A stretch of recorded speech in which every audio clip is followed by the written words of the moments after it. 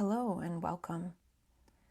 Today I'm going to talk about some responses from the universe that I have received, as well as beginning to get into some of these words that I've collected.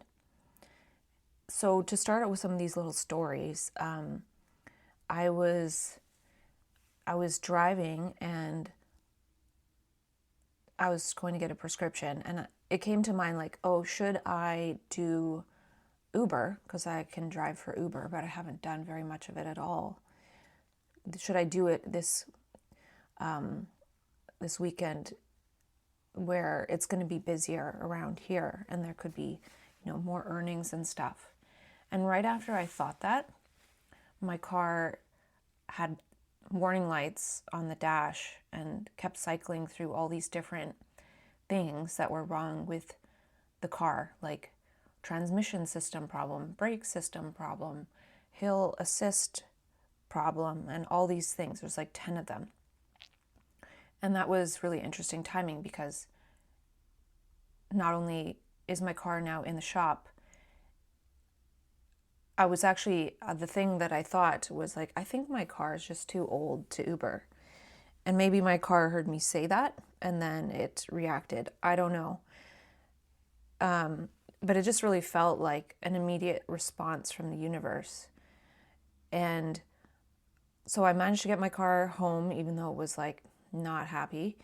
And I took it in yesterday. That's when the place that I go to was open, because I wanted to get the battery checked because I had them change the battery. I didn't do it at the dealership. They said the battery's fine. So then I got the car a few blocks over to the dealership, and they had no technicians that day, but luckily there was a service guy that was able to give it a quick look and just say, you shouldn't be driving this anymore. We'll keep it and let you know tomorrow what is going on. So the funny thing with that too, not really that funny, is, I managed to get myself into some debt. So I'm trying my best not to spend money. It's actually not that hard at all. But then something comes up like trouble with my car that I do need to repair for sure. So hopefully it's not too much. We'll see.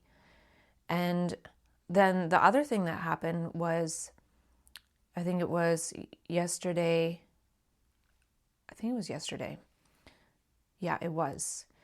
Where I was sort of thinking like, should I get a roommate? And I've been thinking about this for a little bit, but at this moment, this is where this immediate response thing comes in. The fire alarm went off, and then everybody has to leave the building.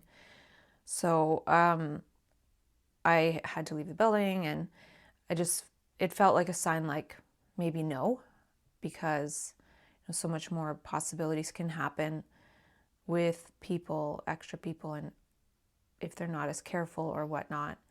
And actually I had an experience recently that I won't go into the details of, but something could have lit on fire in here, and it wasn't my thing, but yeah. So I guess I feel a little more sensitive to that. And I don't know if there was another one, but those were the two immediate things.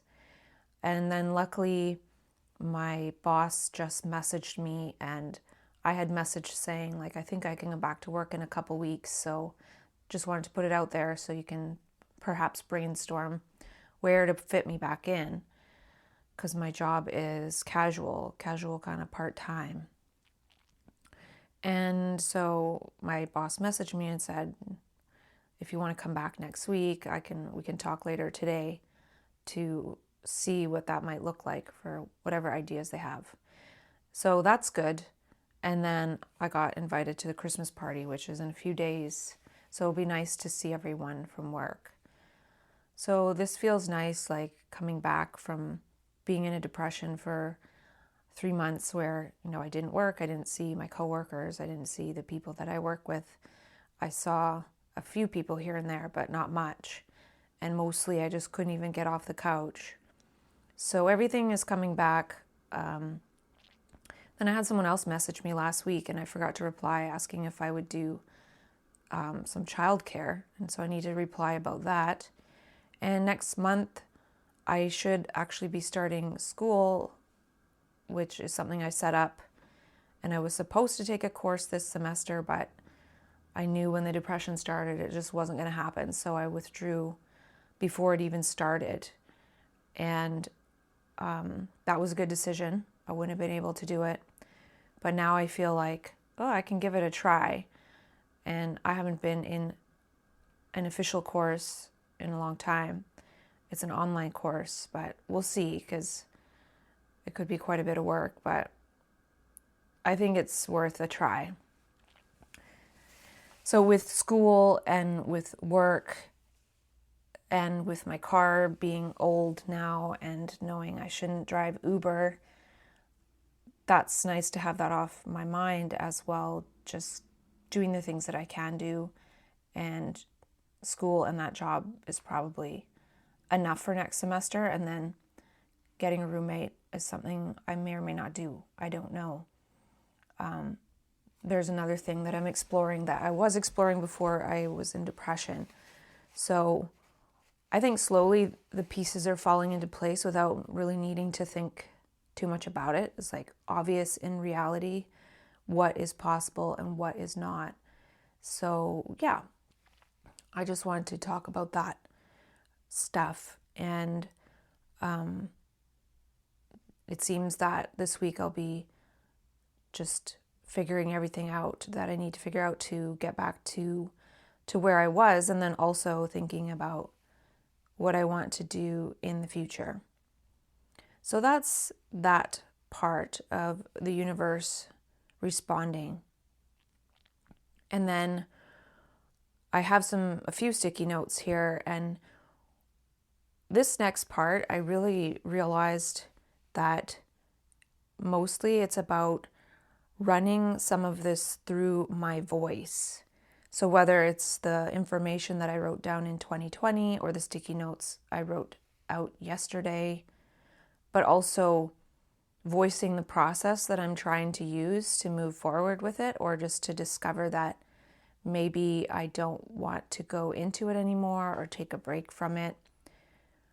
Also, I have this month where I'm not doing that course, so looking into this, it's a good time for that because I'll have less time next year. So that is where I'm at with that. And so this is going to be a little bit clunky, and it might end up just being something that is for myself, where it's like I can refer back to how I talked myself into what it is I want to do with the next part of this. And also, it could be that I feel that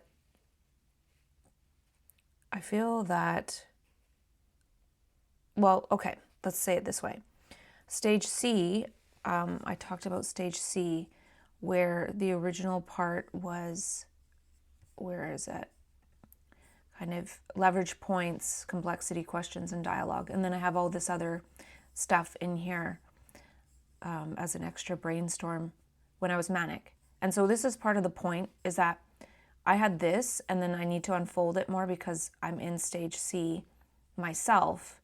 So I'm trying to unfold the structure that could help other people with their leverage points and their complexity and their questions and dialogue, if that's relevant, rather than thinking about what interests me or the parts that I'm trying to put into the structure to facilitate others wishing to unfold what it is they really wish to experience, like the extra stuff that is maybe just sort of put aside or not tracked or gets lost or whatever, or maybe just is in notepads in the phone or notes in the phone, but then not reflected upon because it was written down at a certain moment, but then we're not really encouraged or told to reflect upon it. So we may or may not do that. And we may or may not have the awareness of lots of different categories of possibilities that those insights or poems or creative bits could turn into.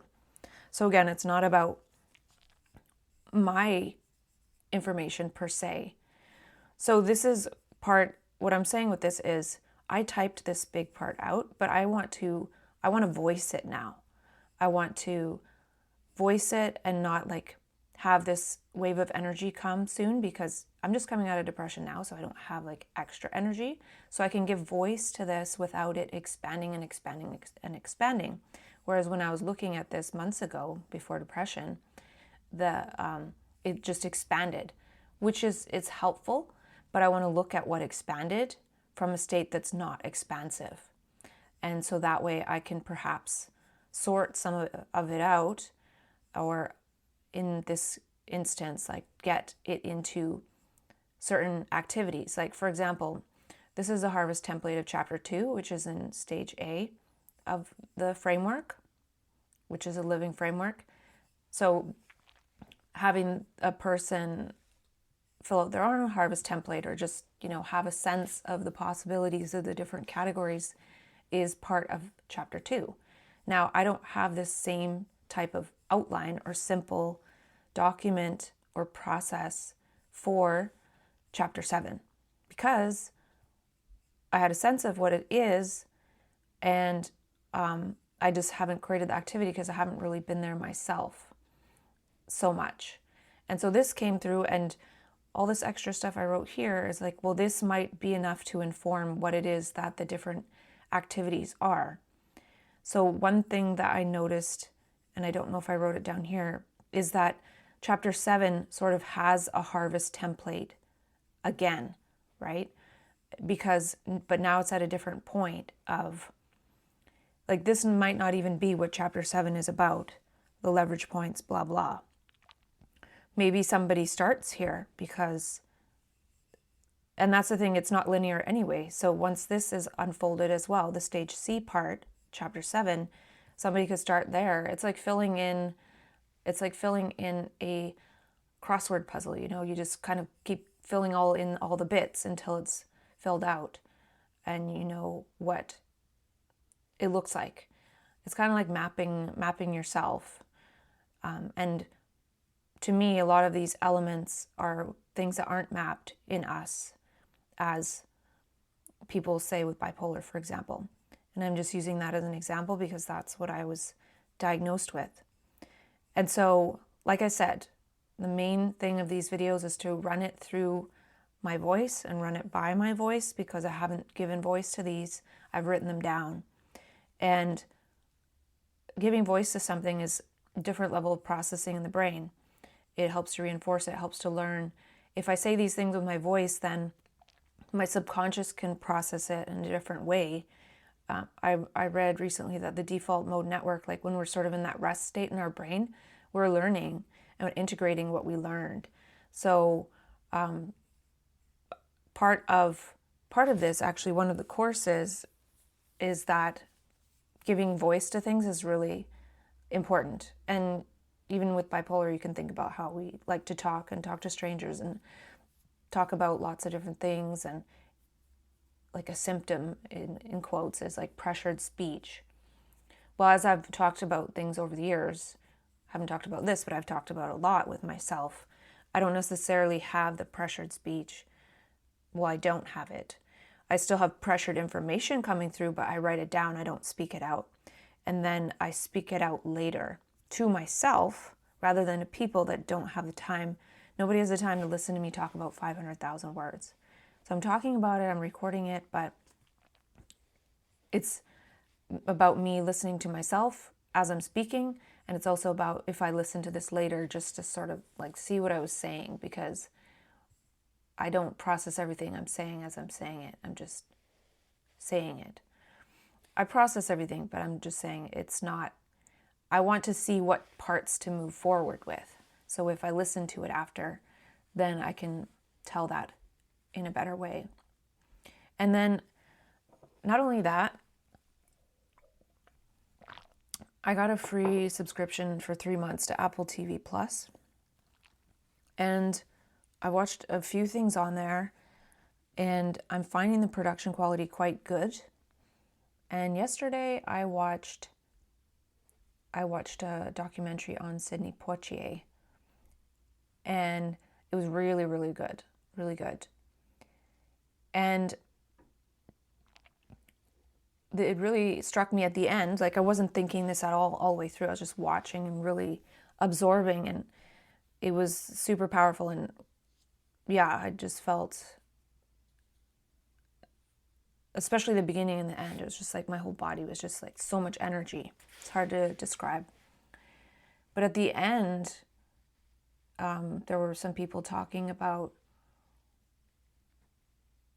the impact he had on them. And I don't know how to say this, but how to say this. So we already know that people who are diagnosed with a mental illness are, oppressed by society and the systems of society and all these things. Just take the example of having to take tranquilizing drugs, right? And I'm not talking right now about whether that's good or bad or whatever. I'm on some meds and it seems to help. But the point that I felt was like, this, in a way, what I'm wishing to create is a way for people to, and I've even said this to myself already, to find their star quality, right? And to create their star quality. And it could be in the future that the main reason, if you want to call it a reason, to discover that and create that is to create it just for oneself, because whether or not anyone has an audience as things are now may or may not happen. And I don't want to go too much into that. But basically, there's lots of information about human potential and your higher self and your true self and your best self and all of that, and you need to achieve it. Well, obviously, Sidney Poitier was his best self, right? And that changed the world for a lot of people. It changed the whole world. And so,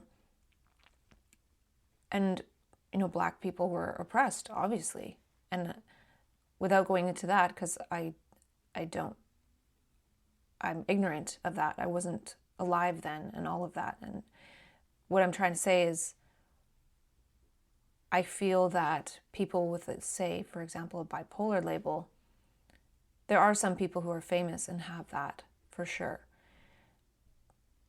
But what if we were able to have a process by which we are able to be our best self and integrate the amazing parts of it to change our world and even change the world? And that's something that we feel sometimes when we're in certain states of consciousness, that we're on a mission to change the world or save the world or whatever, right? And I'm not even talking about that exactly, but what I'm trying to say is, where are Sidney Poitiers of bipolar? Where are they? So then that can lift up people who are labeled bipolar in whatever that looks like. We don't even know. Like when Sidney Poitier started acting in Hollywood movies, like I don't think he imagined what he would do for everyone. So, and there are people already for sure for bipolar, but we need more, right? We need that same kind of movement where we are healthy in society and a good part and a healthy part of society to the same extent. And it's a thing in consciousness, because bipolar affects the whole world and people equally. It's according to what I've read. So it's everywhere in the world. It's not about these divisions that we perceive. But then if somebody's diagnosed with it, then they're in for a real challenge.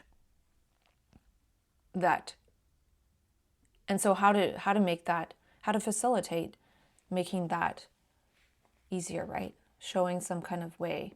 And that's just this sense that I got. And I've had that sense before of creating something that's helpful, but just seeing this documentary, it made me realize the impact of what one person can really do.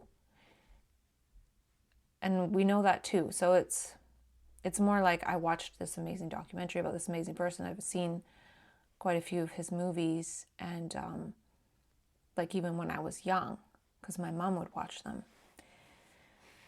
And I really enjoyed them. So anyway, I feel like the world needs us. The world needs everyone, right? And certain over the years, there's been less oppression of certain types of people and more oppression of certain types of people and what have you. And the people that I might be able to support are people who have a bipolar label, because that happened to me, right? And we'll see how that goes. But it struck me, at least for that day. And I tend to forget things. And then one other thing that I saw was on YouTube actually the other day. And it's back to this idea of hobbies, which it was a video on YouTube about a man who folds paper airplanes. So I don't know if it's hobby or profession or what, but he has a bunch of different paper airplane designs and he folds airplanes. And it mentioned in the video how he studied paper airplanes for like 10 years. And then he started studying origami because it's about folding for 10 years. And then he went back to paper airplanes for 10 years or something like that. And at some point in there, he created a plane that has the world record for longest glide in and then he had somebody else throw it. He had a quarterback throw it. So he made the airplane, he made the structure, he did all the studying, he did all the research, and then he doesn't throw it. He has somebody better at throw it. What I'm seeing now from this is like, I'm sort of the person doing this research and all this on words and bipolar and different topics, like I mentioned, the 6 dimensions and 9 lattices.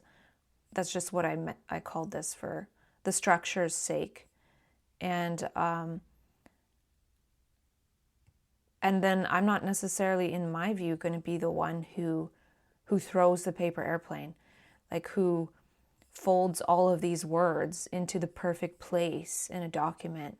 And maybe that's where AI comes in, and maybe that's where other people come in.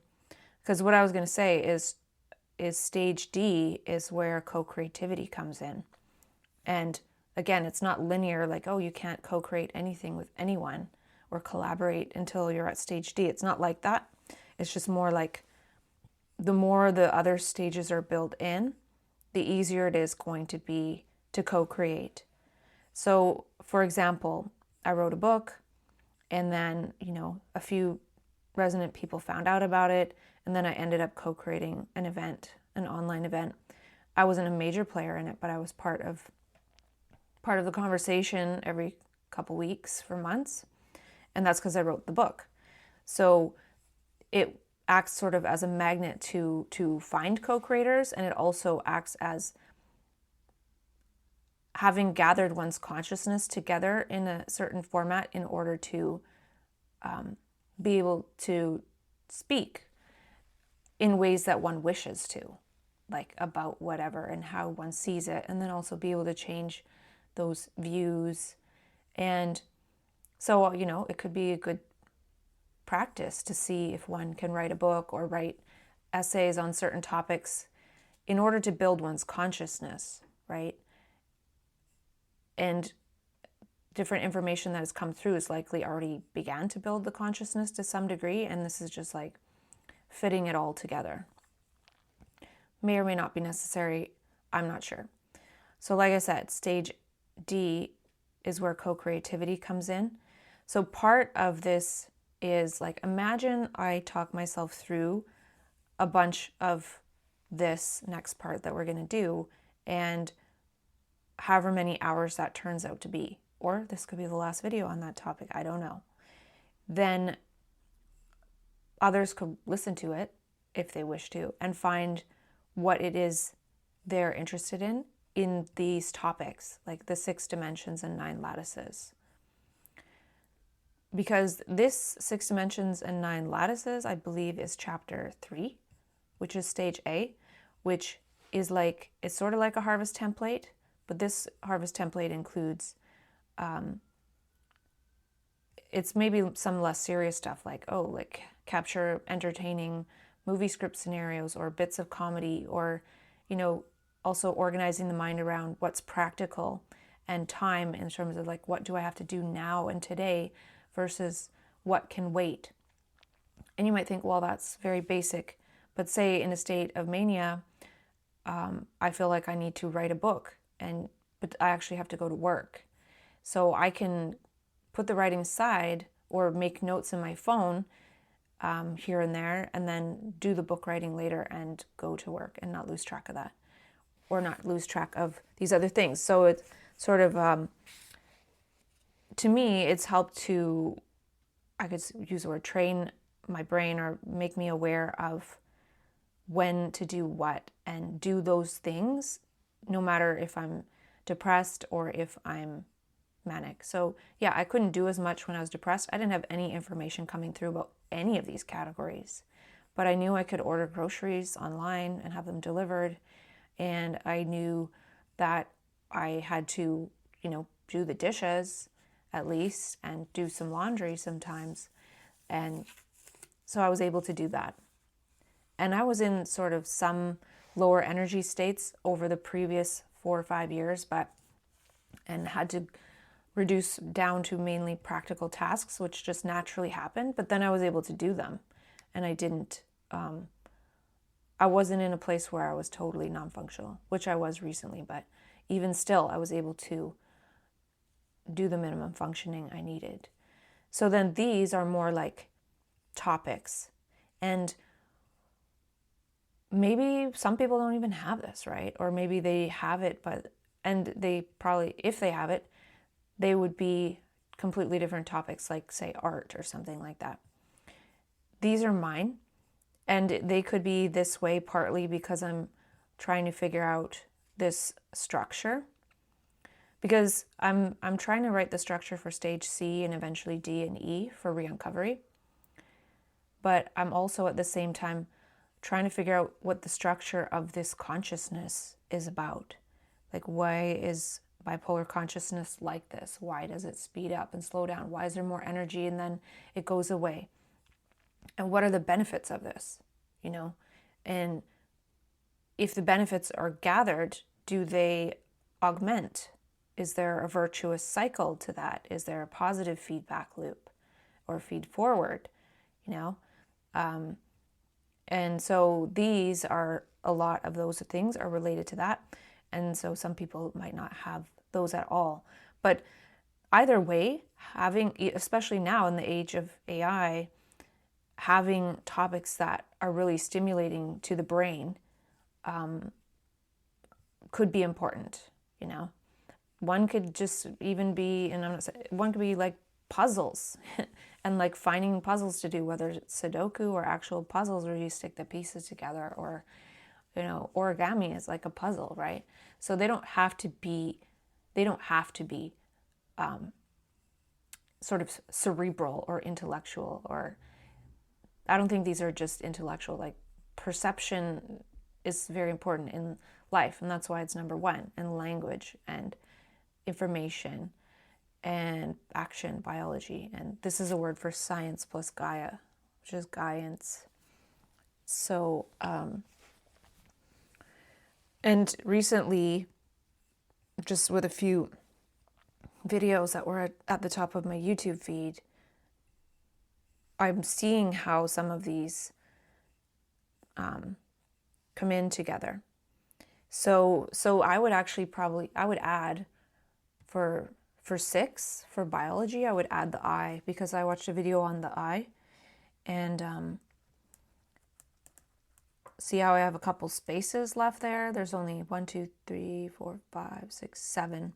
So I would add the eye. And, well, it would probably be mixed with like sunlight, eye, sunlight. So anyways, some of them could change or get, they would get, what is it, joined or added in with the others and things like that. So, yeah, for example, well, I don't need to do an example there. So in the last video, we talked about some of these different harvest template ideas, plus also some were just mixed in points that I was saying. So that's why today or yesterday, I picked out some of the things that actually are part of the harvest template for stage C. And there's probably like too many in here, but it's okay because I want to just track them. So here's the other course topics. And then I'm going to put this one in here just to remind myself, because, you know, having a micro product or service is something that Dan Coe mentioned. And figuring out ways to connect people with this work when it is at a point where it's, well, I'm working on that. So I'm just saying, like, rather than thinking, oh, like write a big book or this or that, there can be things that are just small. And then also the idea of coaching, which is pretty common, right? And so that is actually re-uncovery coaching. So I wanted to eventually help people be re-uncovery coaches. And the thing with re-uncovery is the way I'm designing it is to be self-sufficient. Like, you don't need to get into a group or a coach or anything like that. But it could be something that is available if needed.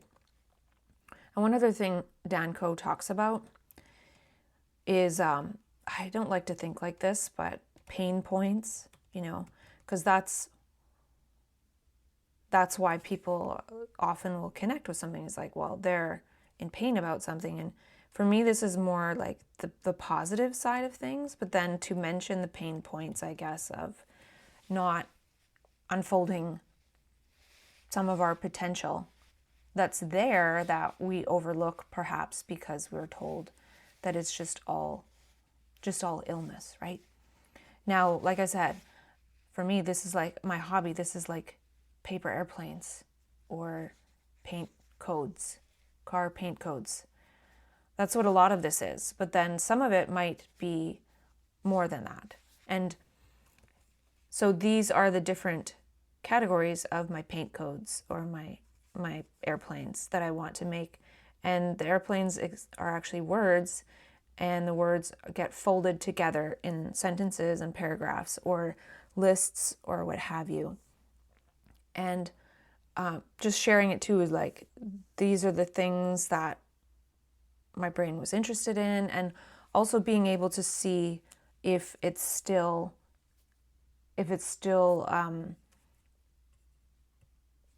like useful now.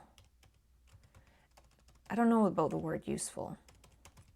Like I said, my brain was used and my body was used to write these things down. And so I'm going to kind of look at it.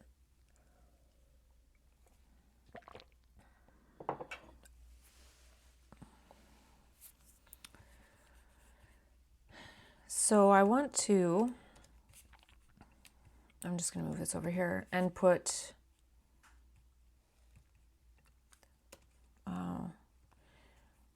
run it through by my voice. So that's the main intention. I think that's what I've been trying to find, is like the fundamental intention